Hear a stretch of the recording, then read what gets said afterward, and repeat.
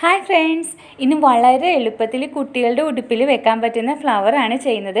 അതിനായിട്ട് ഇതുപോലുള്ളൊരു പീസ് തുണി എടുത്തിട്ടുണ്ട്. 3.5 ഇഞ്ച് വീതിയും ഒരു 20 ഇഞ്ച് നീളവുമുള്ളൊരു പീസ് തുണിയാണ് എടുത്തിരിക്കുന്നത്. ഇത് നെറ്റിൻ്റെ തുണിയാണ്, ഗിൽറ്റൊക്കെ വെച്ചിട്ടുള്ള ഒരു നെറ്റിൻ്റെ തുണിയാണ്. നല്ല ഭംഗിയുണ്ട്. ഇതുപോലെ ഒന്ന് രണ്ടായിട്ട് മടക്കി വെച്ചിട്ട് ഈ അറ്റത്ത് വെച്ചിട്ട് ഒന്ന് അടിച്ചു കൊടുക്കാം. ഒരു 1/4 ഇഞ്ച് ഗ്യാപ്പിട്ട് തയ്യൽ തുമ്പിട്ടിട്ട് നമുക്ക് അടിച്ചു കൊടുക്കാം. ഇത് തയ്ച്ചെടുത്തിട്ടുണ്ട്. ഇനി ഇതിൻ്റെ അറ്റം ഒന്ന് ഉള്ളിലേക്ക് കയറ്റി വെക്കാം. ഇതുപോലെ കുറച്ച് തുണി ഉള്ളിലേക്ക് കയറ്റി വെച്ചിട്ട് ഒരു കത്രിക വെച്ചിട്ട് നമുക്കിത് നിവർത്തിയെടുക്കാം. കണ്ടോ, ഇങ്ങനെ വലിച്ച് കയറ്റിയിട്ട് ആ ഉൾവശം പുറത്തേക്ക് എടുക്കുമ്പോൾ നമുക്കത് നിവർന്ന് കിട്ടും. തയ്യൽ തുമ്പ് ഉള്ളിലാവും. അതിനുശേഷം ഈ തുണിയുടെ അറ്റം എടുത്തിട്ട് ഒരു 4 5 മടക്ക് ഇതുപോലെ ചെറുതായിട്ടൊന്ന് മടക്കി കൊടുക്കുക. അത് നമ്മുടെ വലത്തെ കയ്യിൽ പിടിച്ചിട്ട് ഇടത് കൈ കൊണ്ട് ബാക്കി ആ തുണിയുടെ അടിവശം പതുക്കെ മടക്കി മുകളിലേക്കൊന്ന് പൊക്കി വെച്ച് കൊടുക്കുകയാണ്. അതിനനുസരിച്ചിട്ട് നമ്മൾ വലത് കൈ കൊണ്ടൊന്ന് പതുക്കെ തിരിച്ചും കൊടുക്കുന്നുണ്ട്. വീണ്ടും അടിവശം എടുത്ത് മടക്കി മുകളിലേക്ക് പൊക്കുന്നു. അതുപോലെ തന്നെ നമുക്ക് ഇതേ പ്രൊസീജിയർ നമുക്കിങ്ങനെ ചെയ്യാം. അതിനനുസരിച്ച് നമ്മുടെ ആ വലത്തെ കയ്യിലിരിക്കുന്ന തുണി നമ്മൾ പതുക്കെ ഒന്ന് ചരിച്ച് കൊടുക്കണേ.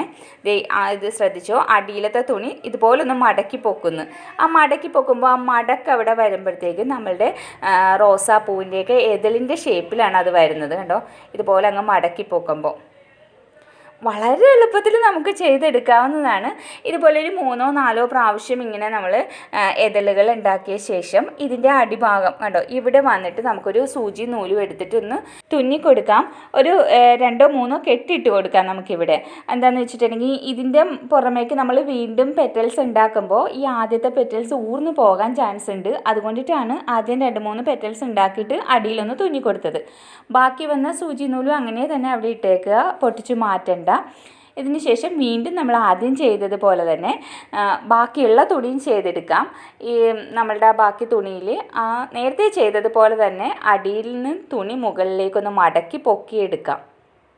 ഇതുപോലെ മടക്കി പൊക്കിയെടുക്കാം. അതിനനുസരിച്ചിട്ട് ഇപ്പുറത്തെ കൈ കൊണ്ട് ഇതൊന്ന് തിരിച്ചും കൊടുക്കാം.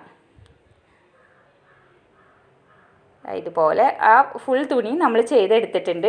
ഇനി ആ ബാക്കി വന്ന തുണി ഉണ്ടല്ലോ, അതങ്ങനെ അവിടെ വെച്ചിട്ട് നമുക്ക് നേരത്തെ നമ്മൾ അവിടെ ഇട്ട ആ സൂചി നൂല് ഉപയോഗിച്ചിട്ട് അതും കൂടി ചേർത്തിട്ട് ഒന്ന് തുന്നി കൊടുക്കാം. ഈ അടിവശം ഫുൾ, കാരണം നമ്മുടെ പെറ്റൽസ് ഒന്നും ഊർന്നു പോകാത്ത രീതിയിൽ എല്ലായിടത്തും ആ തുന്നൽ എത്തണ രീതിയിൽ കണ്ടോ,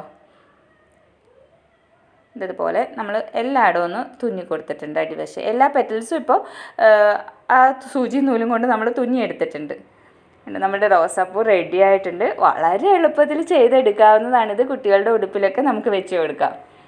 ഈ ഒരു ടോപ്പിലേക്കാണ് ഞാൻ ഉണ്ടാക്കിയ ഫ്ലവേഴ്സ് വെച്ച് കൊടുക്കുന്നത്. കണ്ടോ, ഇതുപോലെ നമുക്ക് ഇവിടെ വെച്ച് കൊടുക്കാം. ഒരു വീനക്ക് ടോപ്പാണ് തയ്ച്ചത്.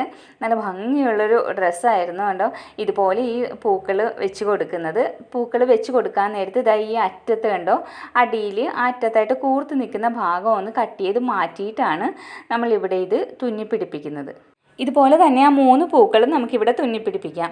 ഈ ആഷ് കളർ ഈ തുണി ശരിക്കും ആ സ്കേർട്ടിൻ്റെ തുണിയാണ്. ഈ തുണി കൊണ്ടിട്ടുള്ള സ്കേർട്ടായിരുന്നു. നെറ്റിൻ്റെ ഗിൽറ്റൊക്കെ വെച്ചിട്ട് നല്ല ഭംഗിയുള്ളൊരു തുണിയായിരുന്നു അത്.